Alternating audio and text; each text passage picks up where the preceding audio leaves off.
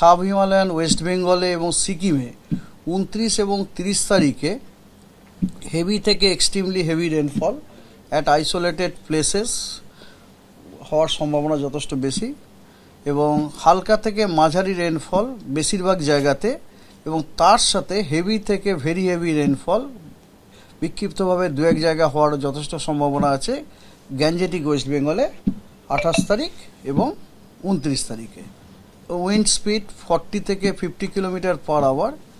গাস্টিংয়ে 60 kilometre per hour, এটা হওয়ার যথেষ্ট সম্ভাবনা আছে কোথায় না নর্থ এবং অ্যাডজয়নিং সেন্ট্রাল বে অফ বেঙ্গলে এবং এবং উড়িষ্যা ওয়েস্ট বেঙ্গল বাংলাদেশ কোস্টে